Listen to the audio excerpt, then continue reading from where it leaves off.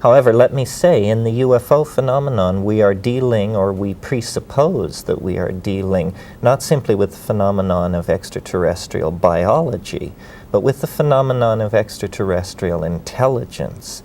And this is a hackle-raising notion. Keep watching to learn more. Book 3 in the New Thinking Aloud dialogue series is UFOs and UAP, Are We Really Alone?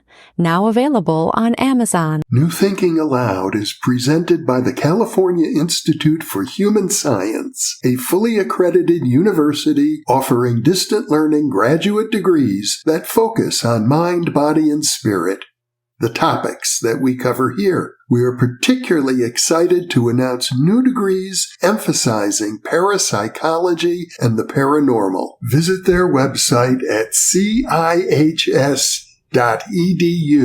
You can now download all 8 copies of the New Thinking Aloud magazine for free, or order beautiful printed copies.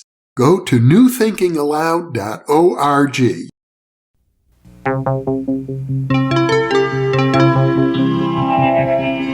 Thinking Aloud. Conversations on the leading edge of knowledge and discovery with psychologist Jeffrey Mishlove.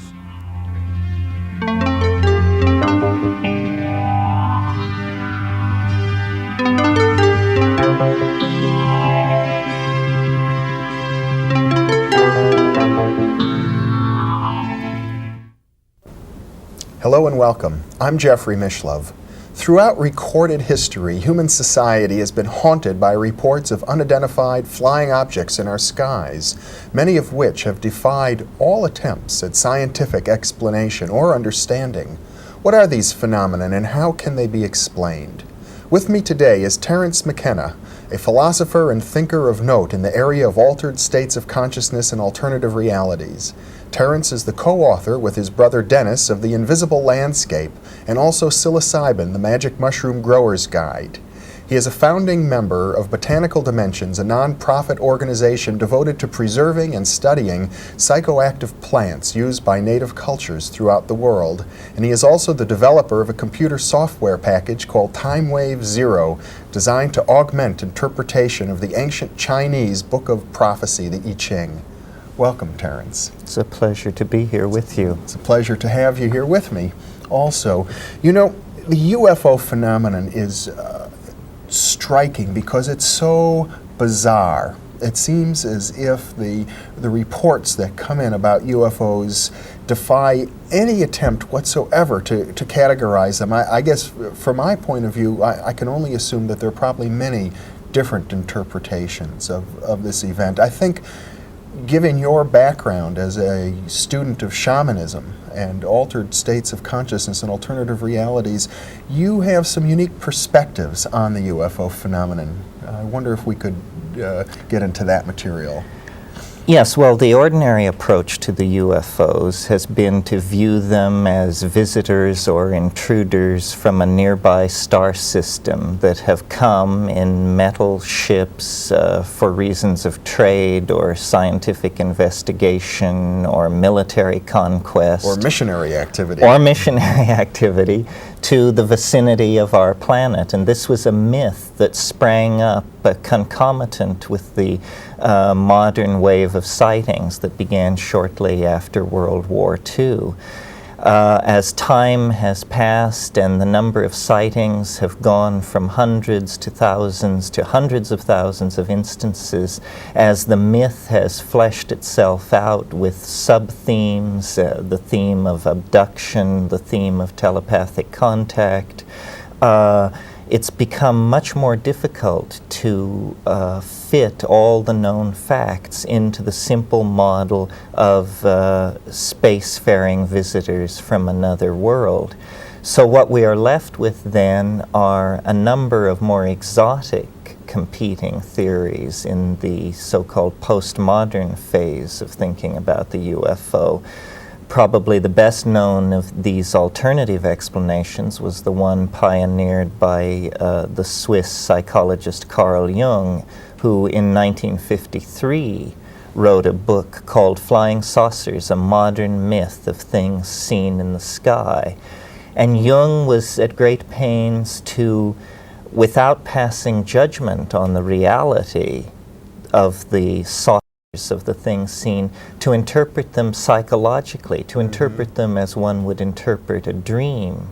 And he saw in their circular form, in their scintillating, shining, alchemical brilliance, a symbol of human wholeness, and felt that they were a symbol of our collective yearning for a kind of totality and individuation. Now, in a way, this kind of explanation is very satisfying. However, it is not satisfying to the person who has immediately undergone a very strange and a very real-seeming experience. Unless such a person were told great messages of hope for the planet. Well, and this is a persistent part of the flying saucer phenomenon, that people who have close contact with the saucers return with messages of universal brotherhood and benevolence, with stories of a beneficent hegemony of organized intelligence where wiser, older worlds and civilizations help younger and less mature worlds toward a kind of galactic citizenship. However, that's just one thread of the evidence. It's one thread of the evidence, and it isn't really well supported by the evidence. Jacques Vallée, who is one of the foremost commentators on the phenomenon, has been at great pains to point out that with the flying saucer phenomenon, we're dealing with thousands and thousands of incidents per year throughout the world. It's very hard, with even at our own primitive level of scientific sophistication, we can learn a great deal about a planet by sending a single probe to that planet. What kind of scientific program of investigation requires thousands and thousands of appearances? And if we make the assumption that not all appearances are observed, but that in fact only a small number are observed, then the number of appearances that must actually be going on soars toward an astronomical number. It suggests we're dealing with an interpenetration by an alien dimension on an almost industrial scale. Of course, a single probe could cause thousands of appearances. If it were of a sophisticated enough nature, that's right. The approach that I have taken that has characterized my work with this phenomenon was, first of all, to say we have not carried out a sufficiently in-depth survey of the life already on this planet to be able to say that at some time in the past life did not arrive here and thrive here, that is not part of the general heritage of life on this planet, but that has somehow come in from the outside. My candidate for that kind of an intrusive extraterrestrial would be probably a mushroom of some sort, or a spore-bearing life form, because spores are very impervious to low temperatures and high radiation, the kind of environment met with in outer space. In other words, a mushroom spore could conceivably even waft itself up through the atmosphere of our planet and enter into empty space. Oh, there's no question but what this is happening, that through what's called Brownian motion, which is sort of random percolation, spores do reach the outer edge of our atmosphere, and there, in the presence of cosmic rays and meteors and rare, highly energetic events, occasionally a very small percentage of these biological objects are wafted into space. We even possess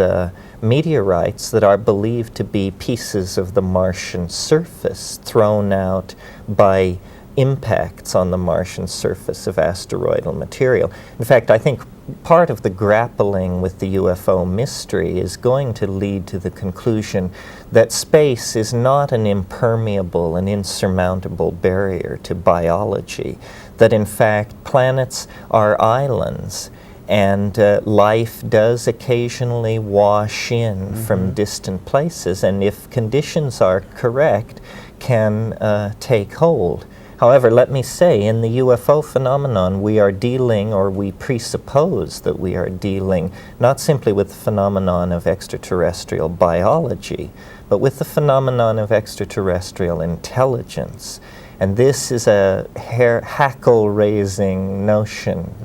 We're dealing with more than mushroom spores. We're dealing with more than mushroom spores, at least as ordinarily conceived. And I think the thing that has been overlooked in almost all discussions of extraterrestrial contact is how strange the extraterrestrial is likely to be. It isn't going to be a friendly elfin little feller with a beating heart of gold. It isn't even going to be some of the more extravagantly grotesque creations out of Hollywood. Conditions and time spans in the universe are long enough and varied enough that I would bet that the real task with extraterrestrial intelligence will be to recognize it, you see.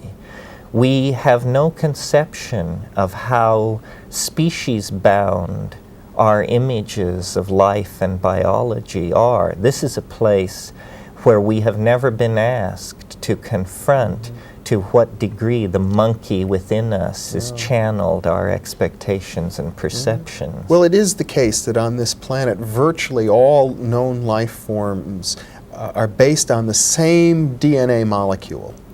Well, except that have all life forms been examined to see to what degree they deviate percentage-wise from, let's say, a standard DNA molecule? The answer is no.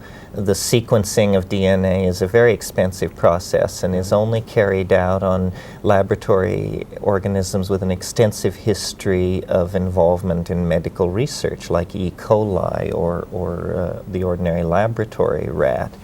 No, there's a great deal we don't know about life on Earth. We don't know when the fungi entered into the evolutionary chain. We don't know what kind of intelligence is really possessed by the cephalopods, the shellless mollusks that include the octopi. The intelligence of dolphins has been studied by Lilly and others. The intelligence of the large primates other than man.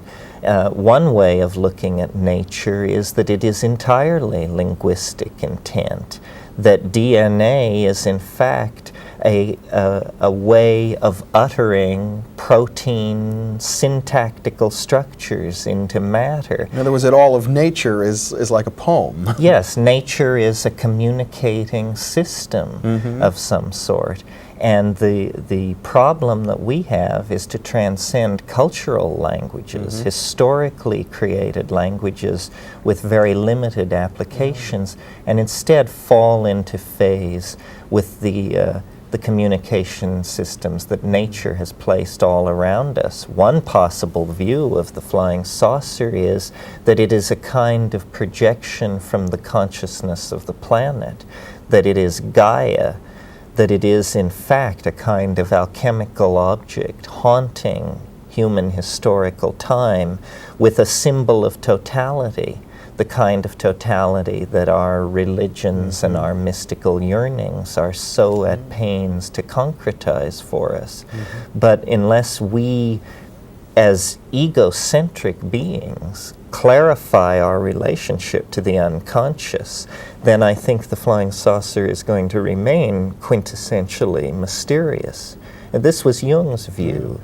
One of the things that Jung pointed out in this book is that we must pay attention to the research which Dr. J.B. Rhine was doing at that time at Duke University in ESP and psychokinesis, and that even if UFOs had a physical reality, could be photographed or could be weighed and measured, that they still might in some manner be projections of the human mind. Oh yes, this is an important point to make, which the flying saucer people are forever misunderstanding, and that is saying that the flying saucer is a psychic object does not mean that it is not a physical object.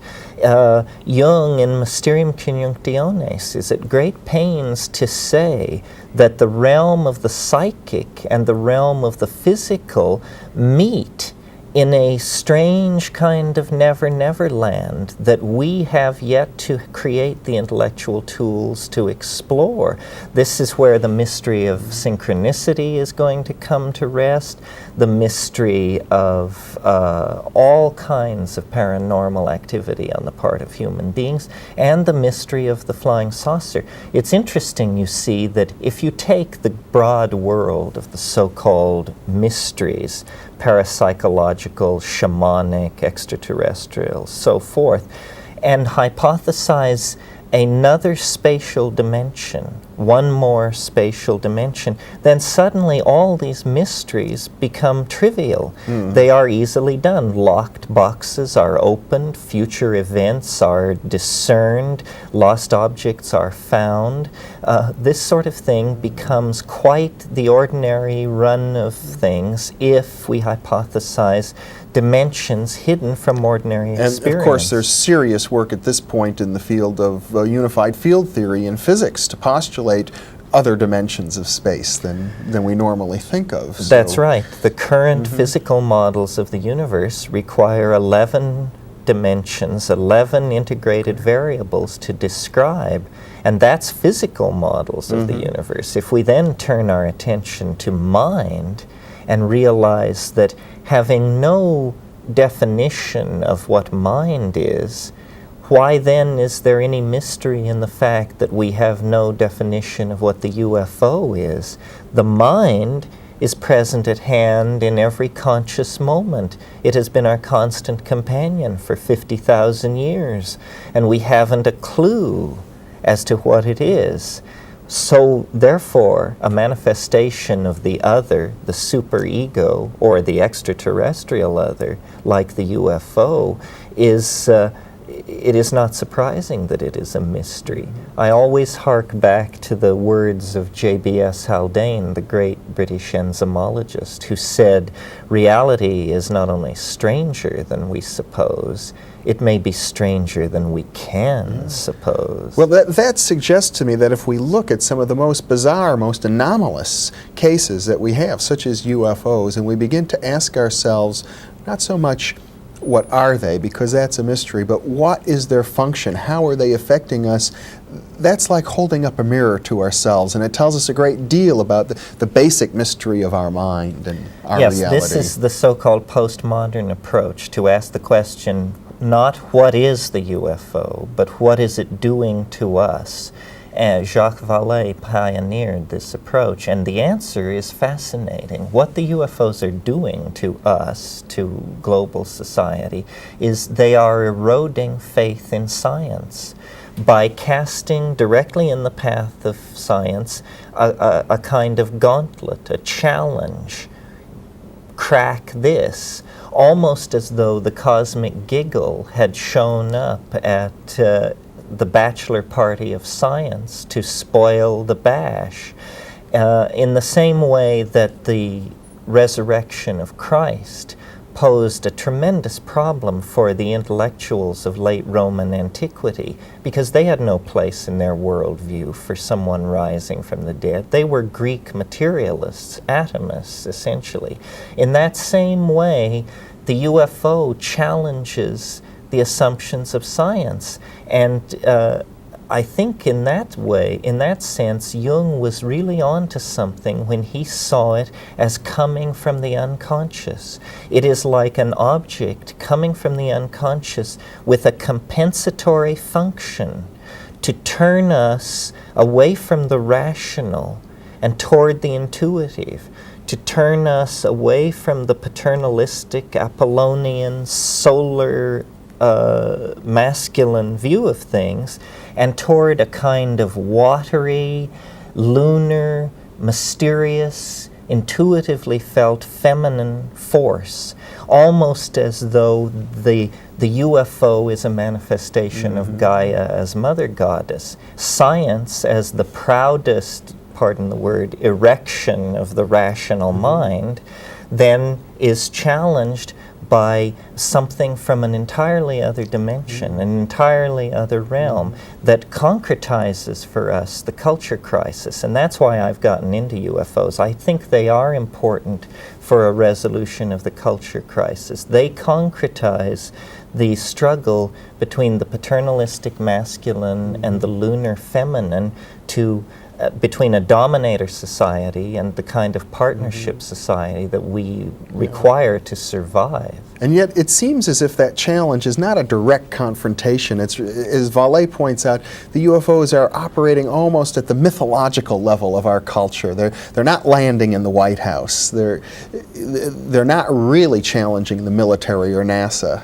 No, they're very mercurial, very watery. When you reach out toward them, there is nothing there. What they chiefly have become is an intellectual force in human thinking about the future. But when you reach out to grasp the hardware, to read the message, to meet the alien, there is nothing there. I've come to the conclusion, both from talking to contactees and having had a contactee experience, that whatever lies behind the UFO mystery, it is a force which can literally do anything. So it is fruitless to talk about the size of the objects or their composition or color or the size of the entities and their dress and weapons and accoutrements, because it can appear literally any way it wants to. It can appear as the Virgin Mary, it can appear as Galactarian overlords, it can appear as gnomes, elves, sprites, this sort of thing. It is not to be caught in the rational net. No. Your description is strikingly actually parallel to the, with one exception, to the view of many fundamentalist Christians who say this UFO stuff is all the work of the devil. Well, I don't know about the work of the devil. Jung's criticism of Christianity was that it had not made a place for what he called the shadow. And he said the productions of Christian culture will always be neurotic because the shadow has not been included, so there's a lack of psychic balance. Perhaps the UFO carries compensatory psychic energy from the realm of the shadow. Some people are very frightened of it. Some people see it as an almost millenarian salvational hope, the savior of mankind. I think that it's very powerful, that it haunts time like a ghost, that the messianic anticipations of fundamentalist Christianity and Islam are in fact a picking up on the shock wave that the image of the flying saucer casts backward through time, that this image of the New Jerusalem, the four-gated city descending from the sky to whisk the elect away to a better place, is a kind of prophecy yearning toward a fact in the act of becoming. You know, Christianity and Islam are the most history-obsessed of all the world's major religions. Along with Judaism. Along with Judaism. And all three of them have this notion of the transcendental object at the end of time. Yes. And alchemy in the 16th century was an outbreak of an expectation of a transcendental object in the nearby here and now that would the omega point of history, yes, so to that would cure all ills, confer longevity, fertility, virility, immortality. And I think that the flying saucer is an airborne philosopher's stone, the Sophic hydrolith of Paracelsus haunting the skies of modern America with a promise of mandalic cohesion for the future that science has not given us. Science has been a sadly disappointing religion in the realm of the heart. The flying saucer comes from the heart, but it bears the very strange energy of the other in its manifestation as planetary goddess. Yeah. I'm often struck by the psychic powers that seem to be associated with people who have had intensive encounters with UFOs.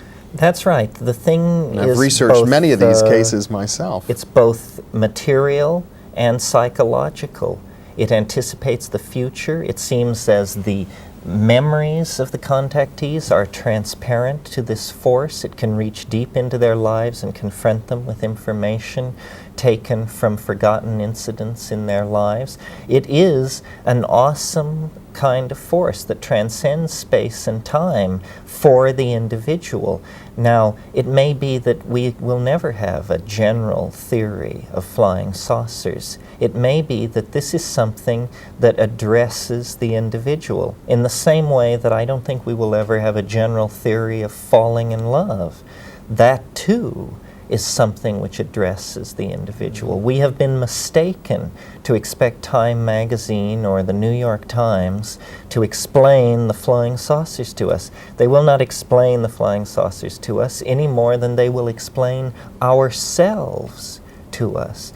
This is something that haunts the membrane of experience, very close in to the experiencing ego, and therefore it is threatening.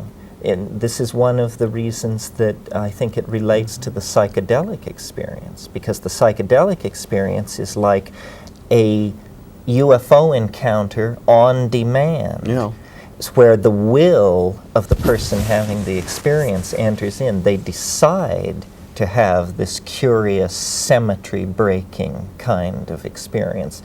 What I have tried to say to the UFO community is that we will not really have a deep understanding of what the contact experience is until we include data from the psychedelic experience as a legitimate data to be included when looking at the problem. Yeah. Well, you have talked earlier about our need to make an extensive survey of all of the biological manifestations on our planet. It almost seems that in order to really get a handle on UFO phenomenon, we'd need to make a comparable survey of all of the psychological manifestations of which we are aware. And it seems to me that at some level, you would agree with me that the UFO phenomenon is one of our psychological manifestations. Yes, I agree. We've got about 2 minutes left, so I wonder if we can sort of summarize your view in that regard.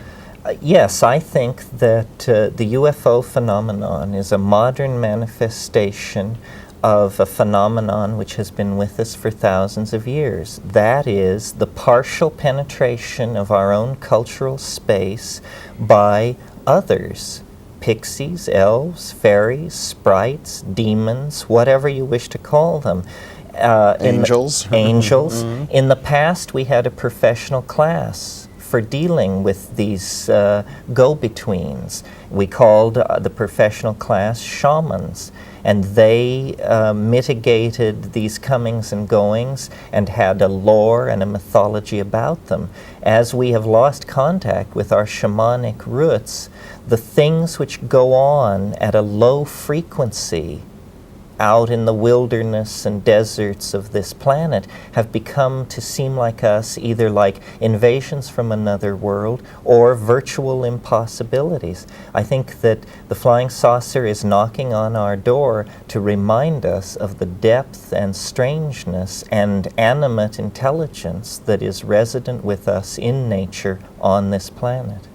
Terence McKenna, it's been a very eloquent presentation and extremely thought-provoking. Thank you very much for being with me. It's always a pleasure to talk with you.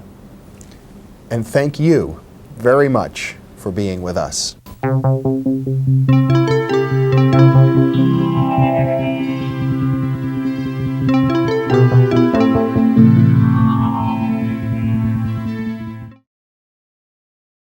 Book 3 in the new Thinking Aloud dialogue series is UFOs and UAP, Are We Really Alone? Now available on Amazon. New Thinking Aloud is presented by the California Institute for Human Science, a fully accredited university offering distant learning graduate degrees that focus on mind, body, and spirit.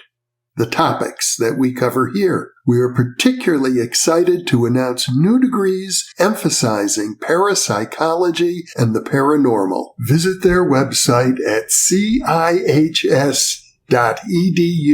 You can now download all 8 copies of the New Thinking Aloud magazine for free or order beautiful printed copies. Go to newthinkingaloud.org.